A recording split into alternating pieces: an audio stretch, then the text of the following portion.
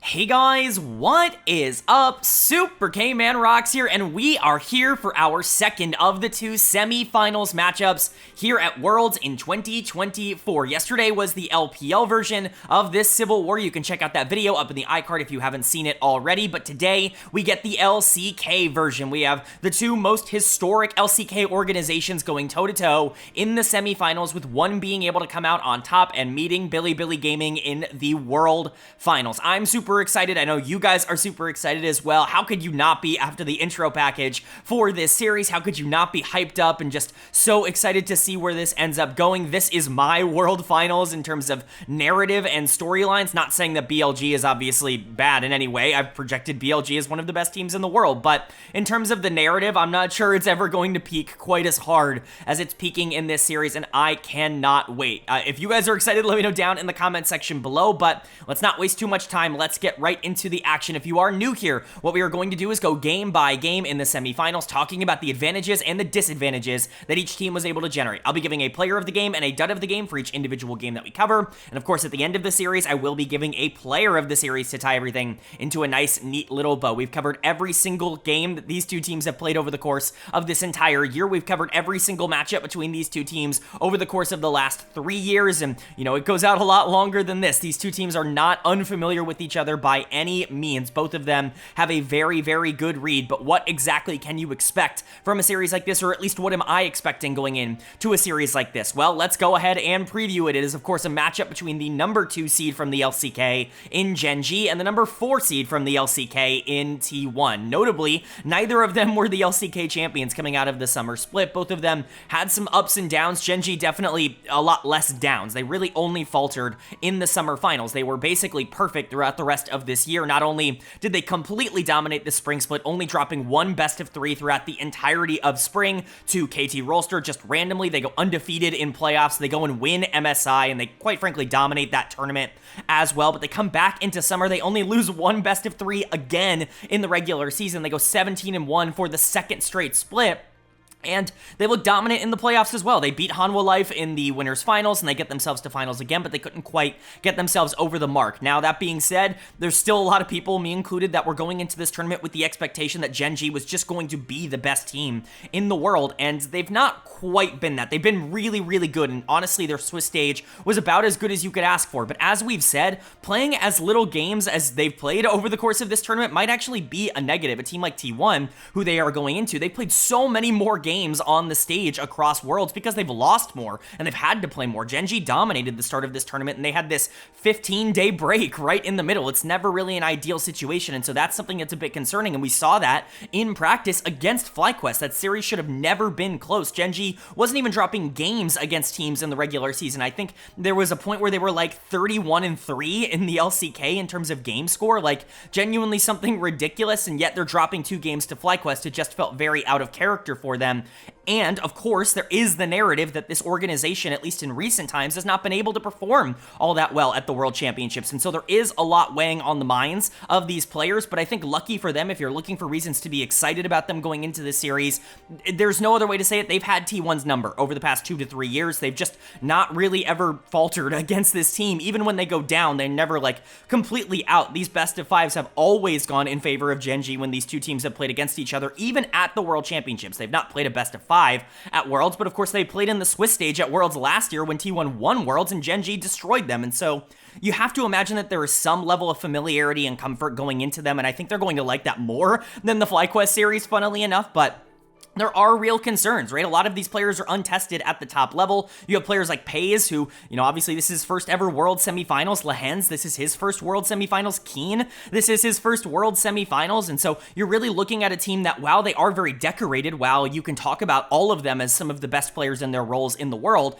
they're not exactly the most practiced at this level, and that could be a problem. Canyon, of course, a world champion, but Chovy very much looking to usurp that crown from Faker, his opponent. Now, Chovy's best matchups historically have almost always been into T1 and always been into Faker. He's actually looked really good in these matchups. Typically, he's the one kind of carrying them across the finish line, and Zeus in general has always struggled against Gen.G, and so again, those are the things you want to be excited about for Gen.G, but what are the things you want to be excited about for T1? Well, first and foremost, I already talked about it, but this team has just played more games at Worlds. It seems like they have a pretty good understanding of what the meta is and where they need to be in the current system in order to function at a high level. And that definitely represented itself in their more dominant quarterfinals victory. They obliterated Top Esports, completely swept them out of the tournament. Top Esports is a good team. They didn't necessarily play well on the day, and so it's hard to know, but T1 basically mind-controlled them into doing whatever they wanted, and that's the T1 special. You want to talk about fun, exciting games, you're probably not going to get a lot of them out of T1. That's just historically what they've been, but you want dominant games where they control the map and really are able to take one advantage and spiral it into a gigantic gold lead. That is T1. They are the pinnacle of the LCK style. And I do think that when you're looking at, the advantages for them, a lot of it comes down to T1 Worlds buff. There really is not a lot of concrete, logical, reasoning behind picking T1 in this series, except for T1 always just gets better at Worlds, and Gen.G is untested, and honestly, that's valid. I'm not trying to say that you're crazy for picking T1. I think it's totally reasonable to say T1 is just the better Worlds performing team, and so regardless of the fact that they've just not been able to beat Gen.G for 2 years, they're going to win, right? I think that somehow, some way we've landed at a point where that is a completely acceptable take to have, but I think when you're looking actively at the things that need to happen for T1 to play well, I think Owner and Zeus in particular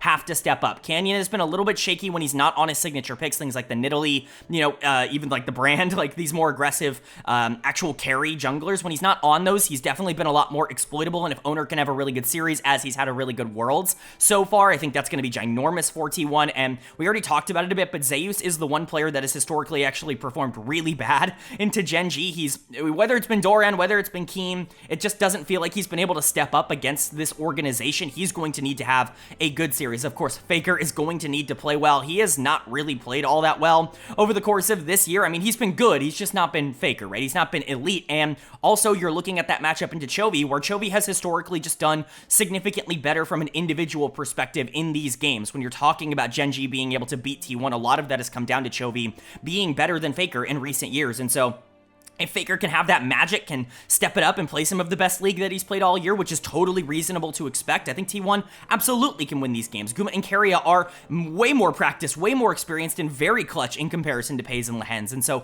there are a lot of reasons to favor T1. It's hard for me not to vote for Gen.G, if only because it's just all we've seen. But Game 1 is going to be so important to be able to generate that momentum and that confidence in this series. Which of these two teams is going to be able to take Game 1 as we go game by game? Well, let's find out right now, because the winner of game number 1 was T1. They are going to take game number 1 in this series. They're going to go up 1-0, and this was a weird game. This is a difficult one to talk about because I don't think it was the most explosive, most dynamic game of all time. I honestly don't even think it was the highest skill game of all time. We definitely saw some of the pros when you're talking about these two being two of the best teams in the world, but we saw a lot of the cons as well in this one with just weird mistakes that I don't think a lot of other teams would be making in this spot. I don't know if it's nerves, and it's both teams, but I don't know if it's nerves. I don't know if it's just generally being willing to go for more aggressive plays, but whatever it ended up being, this was a very sloppy game, and I think we're definitely going to need to see more out of both of these teams, but T1 definitely more clinical in the back half, even if they did make a lot of mistakes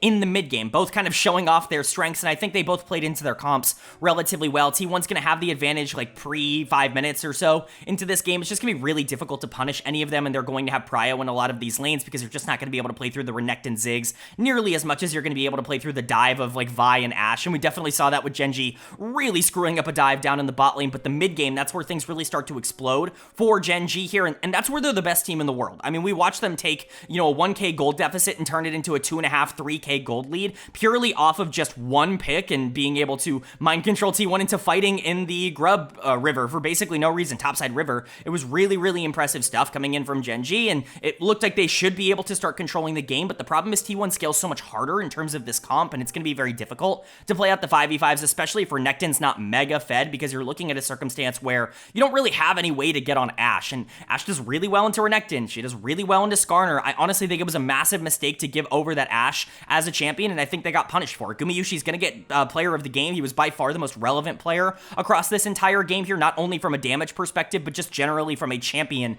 perspective. They had no answer to the Ashe in the later half of the game. I think if this is something else, if this is a Kai'Sa, or if this is, an Ezreal even, like something that's that strong, I honestly just don't think it happens like this. I'm not sure why you ban out Xayah over Ashe. I think that is a pretty ginormous mistake that Gen.G likely will not be making again. I mean, they're probably going to be moving to blue side, but, Guma very much punished them for it, and his ability to free fire on the backline and not really feel all that pressured by any sort of dive against Renekton and Skarner and Sylas is a huge problem. Even the Leona, right? You are supposed to have so many tools to get on squishy backliners, but you just never could because of the self-peel that Ashe ends up giving you. So again, I think the commentators actually did a great job of highlighting it. This is a huge mistake, letting the Ashe through in draft. I don't mind the Yone as much. I think Yone is very beatable. Sylas maybe isn't what I would pick into the Yone in particular. Maybe Chovy just feels very good about the matchup. I trust him over me, but the Yone was still very relevant in this game, and it was able to dominate the 1v1 as you would kind of expect between these two champions. I also want to give huge shout out to Keria. Some of those hostile takeovers were phenomenal coming in from the Renata, and just generally the ult layering coming in from T1 in the back half of this game was gorgeous.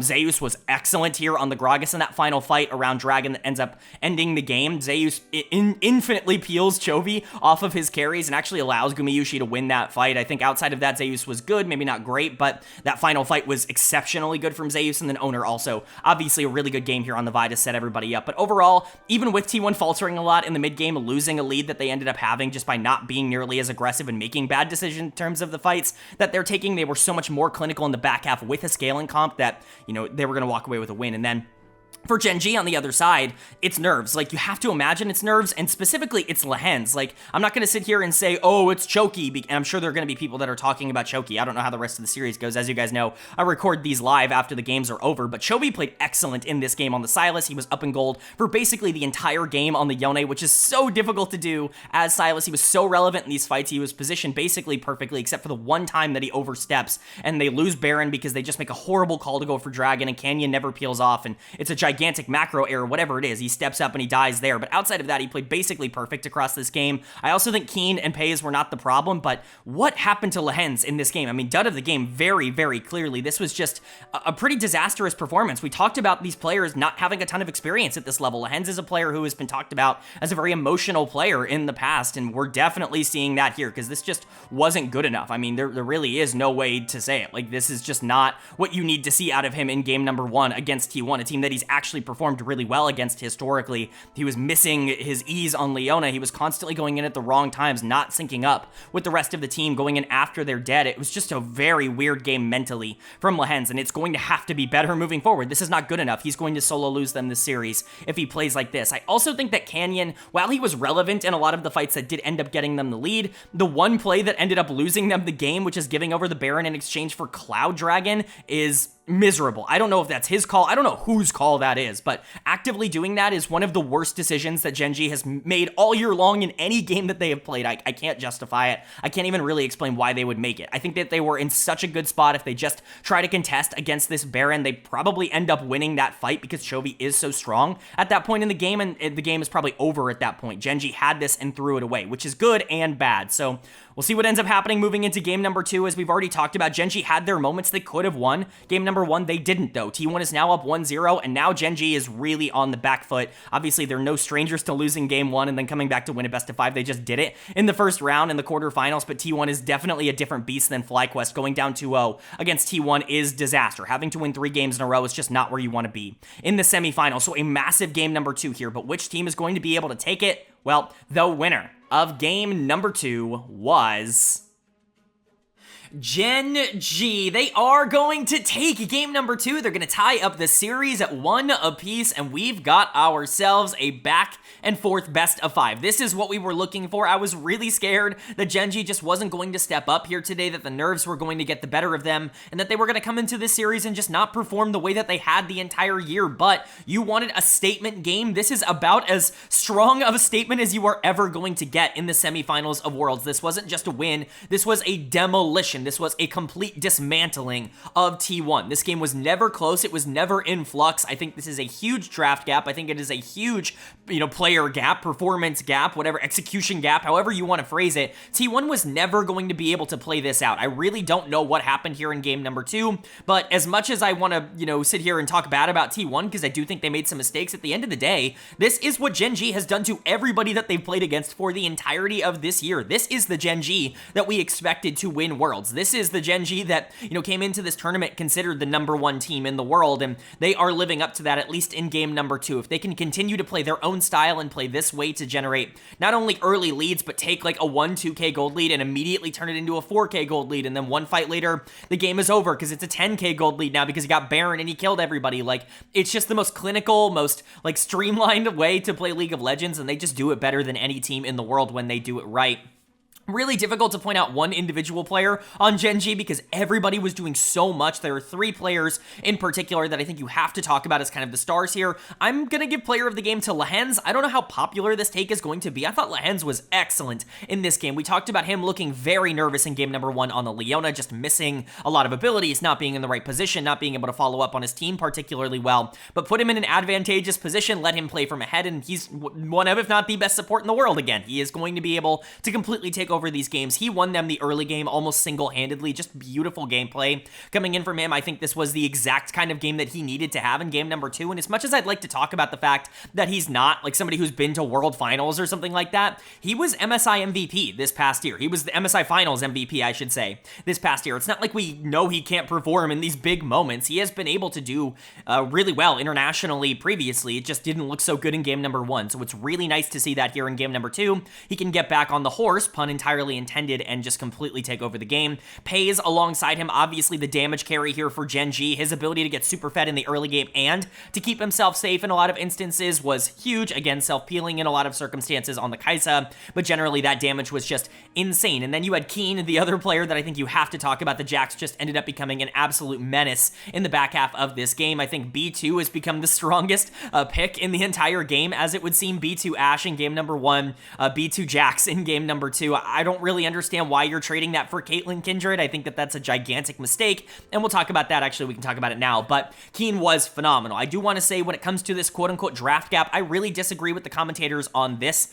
They were really making the point that the later this game went, the more T1 was going to be favored because you're playing around Kindred with a Braum and a Maokai as like protection. You have a Caitlyn that at 3 or 4 items is going to scale into being really strong. And while all those things are true, it was as if they didn't realize that Gen.G is also a really scary 5v5 team in the back half of the game. Maybe not quite as terrifying, but I think they have more options around the map. If they have any sort of gold lead, like, they're going to dictate the tempo every single time. Jax plus Ahri is very difficult to end up pushing into. You're going to have a lot of circumstances where they're just they have more control of the map. Even if they were behind in gold, which obviously they weren't, they were going to be in a position where they could really kind of control where and when these fights ended up happening. And it's not like they don't have Jax plus Kai'Sa in terms of damage in the back half of this game. I just really disagreed with the narrative that T1 was just going to inevitably outscale Gen.G. I think Gen.G scales just as hard, if not even a little bit harder, because of the amount of control that they're going to have, and I think they have a better early game in terms of their ability to set things up. That's why I think this is a pretty big draft gap. I think Kindred on R2 is just a disastrous draft pick. I really do think that that was a game-losing pick for T1, and, we'll talk about it when we get to them, but Gen.G took the comp that they felt the most comfortable on. A lot of the champions that they've been playing and everybody else has been playing over the course of this tournament, things like the Jax and the Skarner as a duo, but Ahri for Chovy, one of his best champions, Pays on Kai'Sa. This is something he's set the kill record on in the past. Like, this is pinnacle Gen.G gameplay, and that's what you want to see here in game number 2. But for T1 on the other side of this matchup, just don't really know what was going through your heads. Something happened in scrims before semifinals to convince people that Maokai top is really good. This has been a development that we've seen both now in both of the semifinal series, I should say. I really don't get it. I think that there are better tanks right now. I think something like Ornn is just going to be a little bit more valuable in the back half of the game. I think Maokai is fine because of his setup and his zone control, but a lot of the advantages that Maokai gives, he gives from the jungle position, because he's able to secure objectives super consistently. And so when you're playing him in the top lane, he's going to be in a side lane getting pulled apart by the Jax or by the Ahri for basically the entirety of this game. He's not really going to be nearly as useful as you would want him to be. I continue to think that this is not something that I want to see more of in the future. And then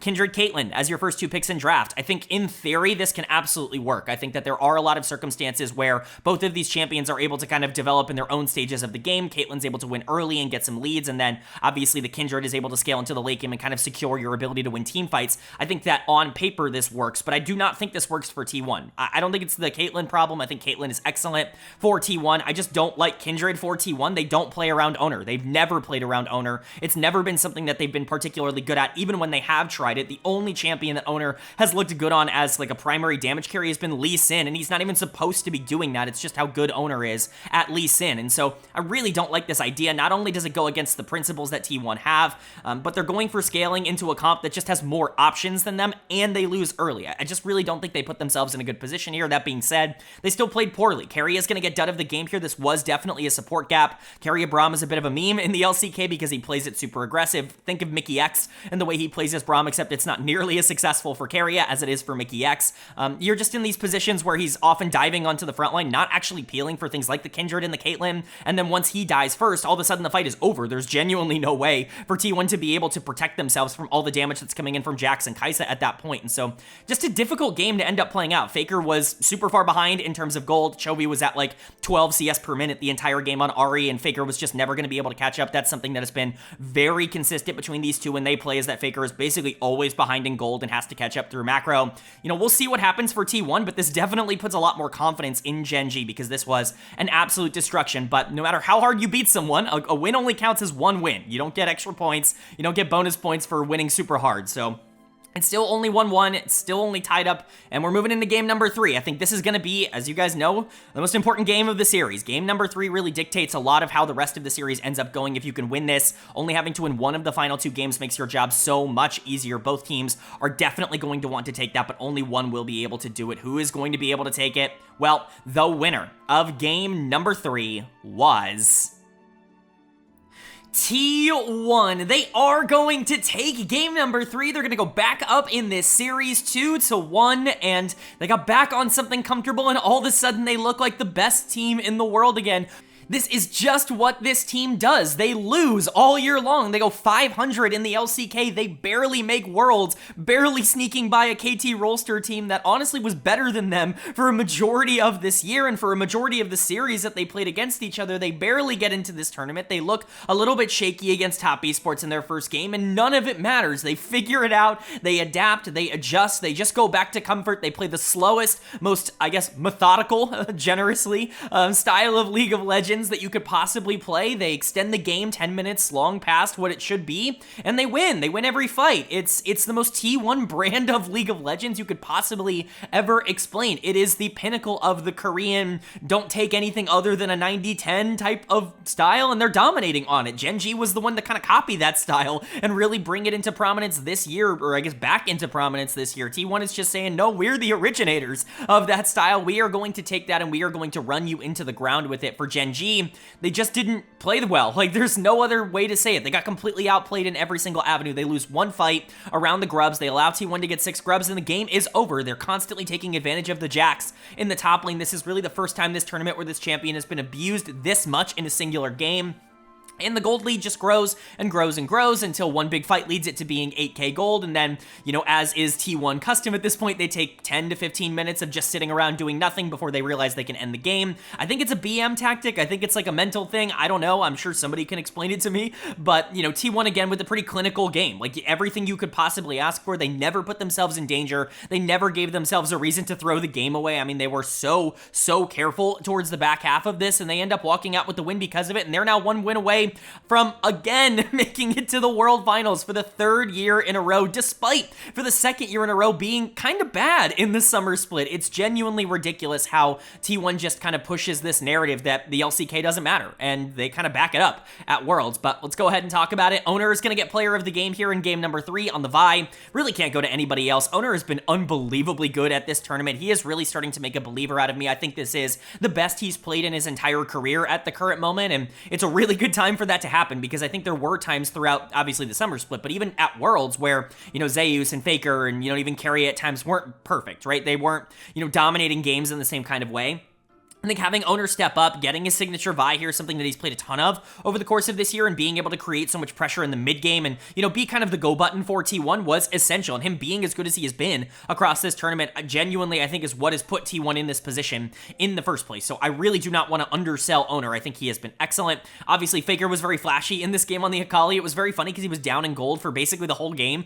Gen.G was down 8,000 gold, and Chovy had like a 1k gold lead on Faker. It was genuinely absurd just how much he was farming in a side lane, but Faker was still excellent in these fights. He plays Akali at a super high level. His mechanical ceiling on this champion is ridiculous, and even if he does have, some macro issues at the current moment that I still think he's falling into that haven't been completely weeded out from the summer split, he's still playing infinitely better than what he was towards the end of the playoffs and in the qualification series and things like that, and his mechanics are more than good enough to be able to make up for some of the mental mistakes that he's still making. Gumayushi has just been unreal in this series on the Ashe. I mean, seriously, you have to ban this champion. There is no exception to this now. You have to take it off the board if you are Gen.G. It is simply too easy to execute on for T1. They clearly have way too much practice on it, and just generally it enables a lot of the things that T1 already likes to play. The Gragas counter in the top lane, come on, man. Like, Gragas obliterates Jax, and Zeus is one of the best Gragas players in the world. This was obviously going to be a bit of a problem. It was a great preparation thing here for T1, but this is why Jax isn't as blindable as maybe teams have been led to believe throughout this Worlds run, and Keria was excellent here. His Renata is genuinely absurd. Blue side has been ridiculously broken because it just allows the team to draft whatever they want, and I think we saw that again for T1. This is ultimate comfort, ultimate execution, and even losing first blood, even, being even throughout a lot of this early game, it just takes one fight to blow the game open for T1, and they're able to so clinically take the rest of this game. And then for Gen.G, like, I don't really know what to say. They got completely outplayed in this game, and honestly, this takes away all of the confidence I got in game number 2. Even when you look at game 2, why did I have so much confidence? Well, it wasn't just because they dominated them. It's because it really felt like Gen.G had started to understand their style, and that scaling was going to be of the utmost priority, but then they go back to this mid-game comp that has not really worked for a ton of teams as the tournament has gone on. It worked at the beginning of the tournament when teams weren't quite as established in terms of what they wanted to play, but Nocturne plus Ahri is actually something that's eliminated quite a few teams in a bad way. Teams like G2 were really investing a ton of resources into playing this duo, and it really hurt them in the long run. I'm just shocked that they went towards it. I think Gen.G has really been greedy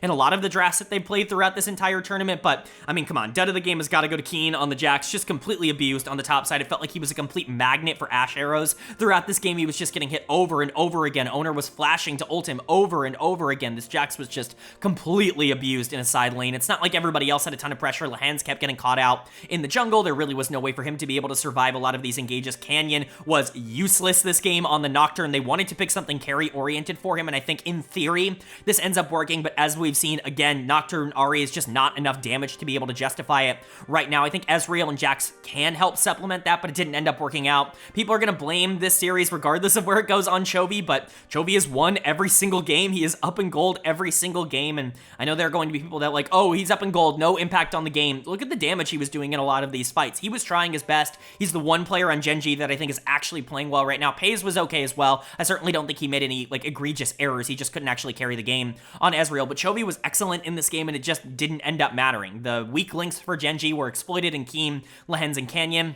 And T1 was just more comfortable on their draft. I think blue side is paramount in this series, as it has been throughout the entire tournament, and Gen.G needs to be able to capitalize on that. They put themselves in a position where they're going to have to win at least one game on red side in order to move on to World Finals. They've been down 1-2 at this tournament already against a team in FlyQuest, but this is not FlyQuest. T1 is not a team that shouldn't be here, that shouldn't be in this position. This is not a shock to see them here. They are one game away from making their third World Finals in a row, and if they're going to be able to take it, Game 4 is a pretty good time. Is Gen.G going to be able to keep this alive, prove that the LCK season actually does matter, that you can't completely ignore those results, or is T1 going to show that the power of clutch, the power of leveling up at Worlds, and the power of T1 is just too strong to overcome? Well, the winner of game number 4 was T1, they are going to take game number 4. They are going to take this series 3-1, and for the third consecutive year, they are going to be going to the World Finals. They will be meeting Bilibili Gaming,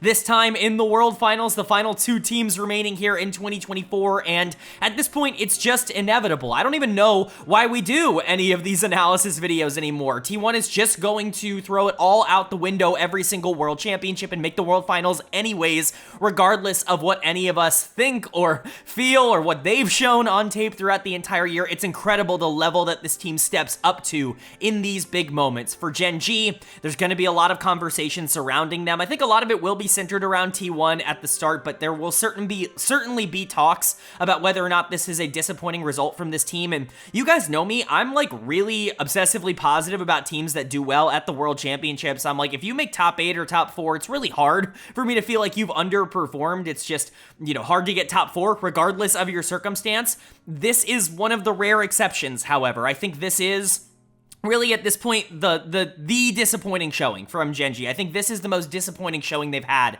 at Worlds. As a unit, this is probably Chovy's most disappointing showing at Worlds ever, and I've never really been one to buy into the Chovy, it doesn't play well at Worlds hype, and here we are, right? Like, this was the time. This was the circumstance. This team had not lost to T1 in 2 years, and yet here we are. They were given basically the golden road for them, the easiest possible road of teams. You had to play a North American team and then a team you've beaten 100 times to get to World Finals, and they couldn't do it. And it is what it is, right? They were supposed to be the best team in the world, and they couldn't get it done when it mattered the most. We'll talk about them a little bit more as we move forward, but for T1, I mean, what do you want me to say? Like, genuinely, what analysis is there to give? This team tries to play the same kind of League of Legends as everybody else for most of the year, and they're not as good at it as a lot of other teams. They're not really all that good at playing super aggro in the early game. They're really good at controlling the pace of the game, and so when they get to Worlds and they realize, oh, things have not been working out, they always default to this slower, more control-oriented style, and then all of a sudden, they start winning games again. It's so predictable. It's very, very easy to talk about, and the moment that you see them switch into that gear, switch into that mode, you just have to assume that they're going to be able to make it work. Player of the game for me here in Game 4 kind of has to go to Keria on the Pyke. I think you could realistically give this to Gumayushi as well. I think both of them were really excellent in this 4th and final game, but the support gap in particular here was just ginormous. We'll get to Lehens, but can you even mention a player who really underperformed in one series more than Lehens underperformed in this series? This was a disaster for him, and Keria was a big reason for that, just being able to take advantage of basically all of the times he was out of position. Really good stuff from him. I think he's working towards that Pyke World skin. Certainly something that he might want. I know the Lux one is also, of course, on the brain, so a lot to consider here for Keria, but yet another Pyke game that ends up being really influential for him. Guma was also excellent. He's trying to protect his KDA as much as possible. He does end up dying a couple of times in this series, but for the most part, this guy has still just been unreal at Worlds in terms of the consistency with which he's had. I think AD carry in general has looked very strong at this tournament. Not that that's a surprise to anybody, but Guma is one of the best in the world, and he continues to prove that. I was so high on his summer split in particular. I was talking about how players like Zeus and Faker and, to a lesser extent, Owner and Keria weren't exactly dominating in the summer split, but Guma was 1v4ing, hard carrying for this team. It's nice to see that his patience and his continued success over the course of this year is being rewarded by the rest of the team now. But player of the series for me as a whole, I don't know how controversial this is going to be, but I'm going to give it to Owner in the jungle. I think he was the most relevant player for T1 across this series. I think it's very realistic to give it to either Guma or Keria, but to me, Owner was really, really awesome. I mean, Canyon is not this push-over jungler. He was the best jungler in the LCK, the best jungler in the world in terms of performances over the course of this year, and Owner just outplayed him, basically in every aspect. The Skarner looked great, but the Vi in particular was really nice. Obviously, they weren't able to win when they put him on the carry in the Kindred in game number 2, but that had less to do with him and more to do with the fact that T1 just has no idea how to play around carries coming out of the jungle, but Owner is really, really good. I think he's the player in the best form right now for T1, and he's performing like the best jungler in the world at this tournament. If that's going to continue, we've seen him take advantage of players like Shun in the past. I'm certainly not ruling out a finals MVP for someone like Owner in the form that he's playing with. You have to shout out Faker. Like, how do you not? I don't think he did all that much in this series in comparison to Keria or Guma or Owner. I think he was excellent in game 3 on the Akali. That's really the game you're going to look at and say, wow, Faker really had some awesome mechanical plays there. He was fine on the Ahri here in game 4, but wasn't the focal point, and I think that is still encouraging. I think this team was always kind of at its best when Faker was kind of an ancillary piece on the team, and you kind of allowed players like Owner and Guma and Carrier to look good because Faker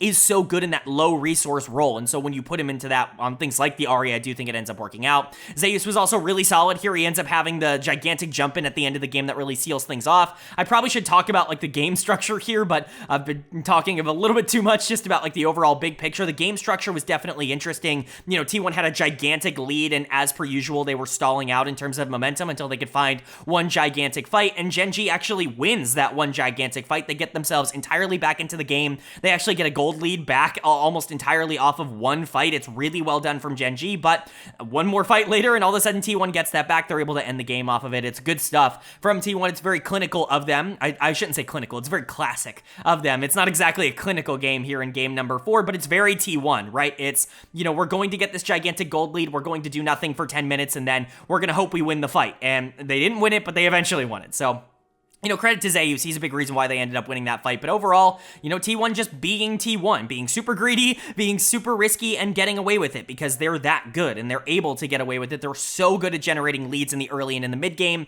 that even though their late games aren't quite as explosive as maybe you would like a best team in the world to be, it doesn't matter. You can't punish them. They're never in positions where they're going to be taken advantage of, and the safety that they offer themselves is what really kind of puts them over the top. There's really no way to outplay them unless you win early. And then for Gen.G on the other side, again, I really don't want to sit here and just be overly negative because when you look back at this year for Gen.G, it's going to be overwhelmingly positive. They won MSI. Chovy got his first ever international title. They won the LCK again in spring. They dominated it in summer, only losing the finals. Like, it's really hard for me to sit here and say that Gen.G had a bad year because they didn't. But man, if there was ever a year where you kind of had to win Worlds or at least make World Finals, like for Chovy to make his first ever World Finals, for Pays and Keen and Lehens, for all these players to make their first ever World Finals, like this had to be the year for that, and it just didn't happen. I don't know if you're going to get an opportunity like this again. It's almost the exact same thing I said about JD Gaming last year. You can basically go and watch that video, the T1 JDG matchup. You can copy and paste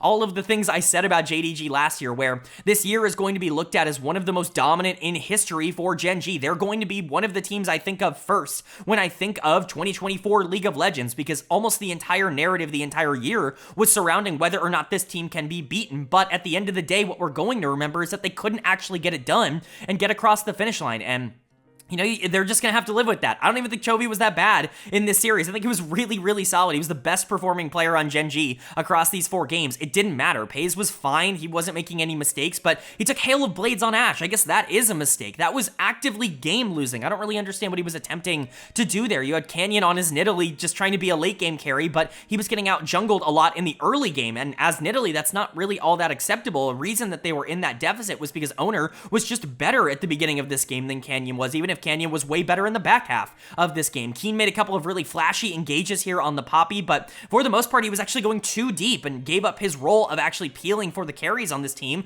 to try and make hero plays, and it ended up really costing them in the end. But really, I mean, how does anybody else get out of the game other than Lehens? What was happening this series to Lehens? I mean, he completely melted down. There is no other way to say it. This is one of the worst semifinals performances we have ever seen from a player, and he's just gonna have to figure it out, right? Like, I love Lehens. He's always been a very, you know, flippy player going back to his time on Griffin and, you know, his time on teams like Afrika. He was never a player that was particularly consistent, and so to see him have bad games like this and to be taken advantage of when he starts to lose, it's not entirely shocking, but boy, was he awful across this series, and really, he held Gen.G back. There's no other way to say it. But again, like, when you talk about the overall takeaway from this, do I want to be disappointed? No, I really don't. I want to look back on this year for Gen.G as an extremely successful one where they were able to dominate the LCK and where they were able to pick up an international trophy, but it's really going to be hard in the same way that it was for JDG last year to not look at the semifinals loss and see them getting outplayed by a team that they've beaten over and over and over again and not see what could have been. So,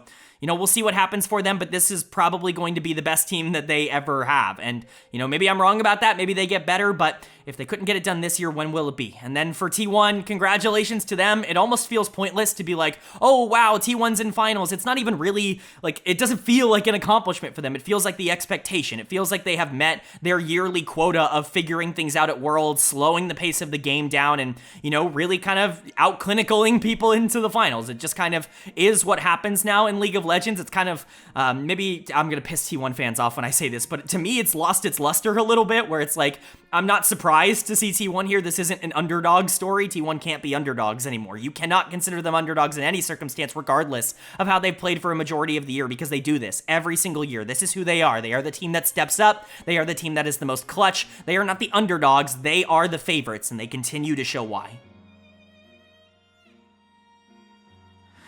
All right, but that is going to do it for my semifinals overview and analysis video. It is down to the final two. We know our two final teams in League of Legends in 2024, at Worlds here in 2024. It's Bilibili Gaming representing the LPL and T1 representing the LCK. They will duke it out next weekend to determine your 2024 World Champion. No matter who ends up winning, it's a great storyline. T1 defending the crown that is so heavy upon their head. Yes, obvious, trying to make the joke here, but Bilibili trying to really show that the emergence of, what they have been able to create in the LPL is real, and that T1, while they've been the LPL conquerors in the past, they are not unbeatable. That Knight could become the first ever non-Korean mid laner to win, I guess, after 2013 in terms of the World Championships. There's so much on the line for both of these teams. It's definitely going to be a fun matchup. I'm excited.